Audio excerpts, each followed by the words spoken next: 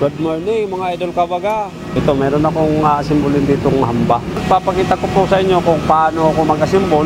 Kasi minsan yung mga viewers ko nagtatanong kung paano ko raw asimbolin yung hamba. So ngayon po ipapakita ko kung paano ko mag-asimbol. So ito po mga idol yung asimbolin kong hamba. Ito pong kayo na itong gagamitin namin. Solid mahogany po, Philippine mahogany. Makina po yung ginagamit namin. Single tenoner po yung ginagamit namin para malagyan siya ng profile na ganito. Nagsasabi yung mga ibang viewers ko na baliktad daw. Siguro ito po yung nakalagay po kasi sa drawing yung design ng ano, kasi sumusunod lang po kami sa plano. Kung ano yung binigay na plano, yun po yung ginagaya namin at sinusundan. Ito yung legs ng hamba. Yan. Ito po yung mayroong ganito na imbis na sa header to yung nilalagay. Tapos yung header po, ito ngayon yung may kaltas. Ito po siya oh. So asimbolin ko po mga idol.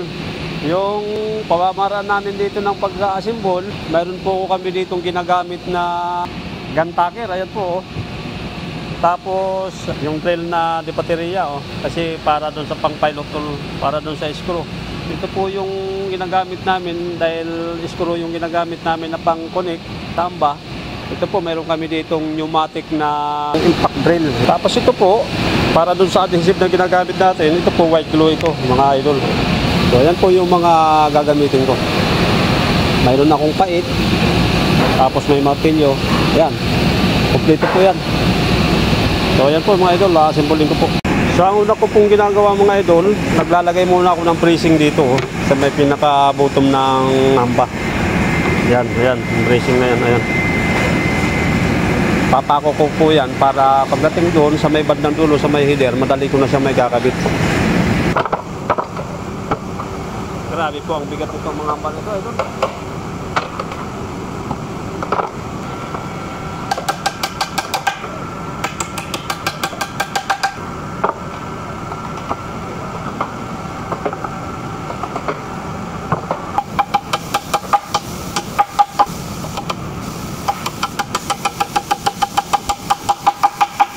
Tapos ito po, katulad ito.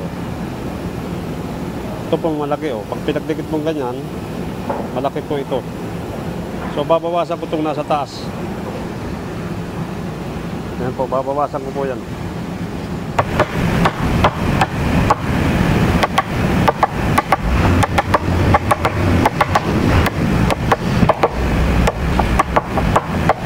Matapos ko pong kantasan, mga idol, kakasa ko na po itong header.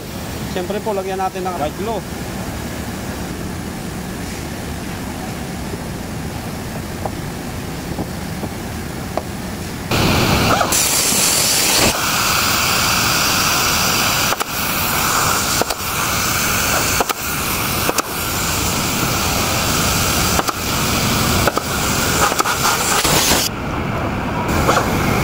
Bumapasi kami sa drawing mga idol. Ito siya. Yan po, pinto sa kahamba po yan. Ito po, hamba ang ginagawa namin. Dito na po papasok yung pneumatic na impact drill. Tapos ang ginagamit namin na screw, ito po, wood screw, black screw. Ganun.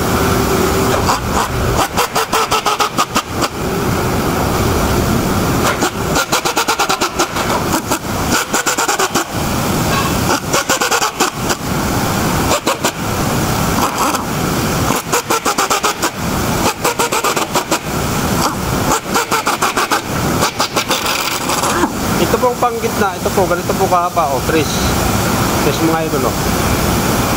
Ngayon, ipapasok dito.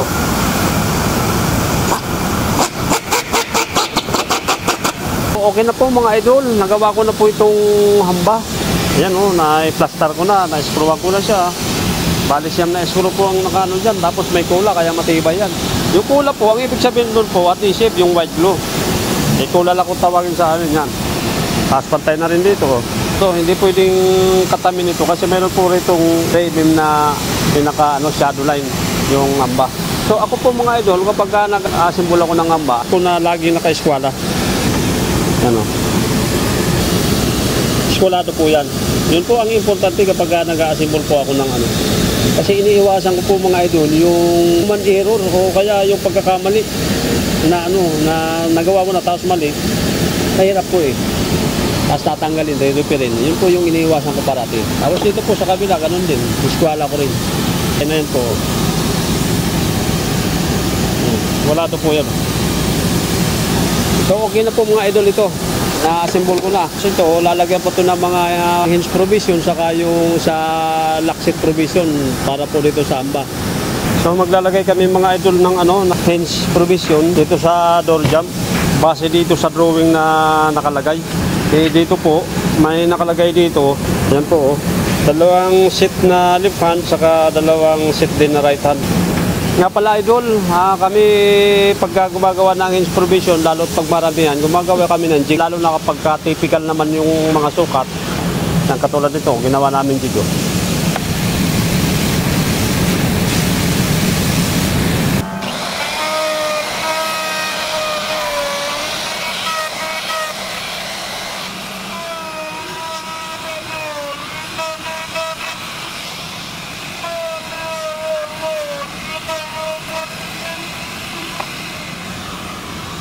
So yan po mga idol, matapos naming rutirin yung kantuan na kinakantuan na namin ng bike para pag ikinabit namin yung bisagra, wala na siya magiging problema. So yan po. Mamaya, pagkatapos nitong paglalagay ng hinge provision nito, yung paglalagay ng bisagra, yung naman po ang lalagay namin, yung latch ng lock set. So ito, mamarkingan natin to ng left kasi ayun doon sa drawing, nakalagay doon left. So, natapos na po namin lagyan mga idol yung hinge provision. Ayan po siya So, ang isusunod namin, ito po. Kasi ito po yung tinatawag na latch. Ito po yung ginawa namin mga kabaga na yung mga jig ng latch para dito sa amba. Siyempre naglalagay kami ron ng stopper. Ito po pinaka-jig na stopper para ito po kasi papares naman yung sukat niya. So, naglagay na lang kami doon ng panukat. Pag binangga doon sa header, tapos ibabangga rin ito. Ganyan. Tapos sisiklam lang.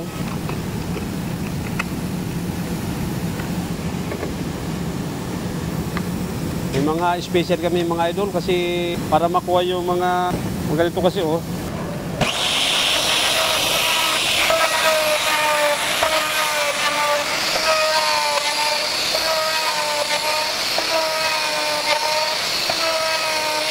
Ito natin to mga idol Tapos ito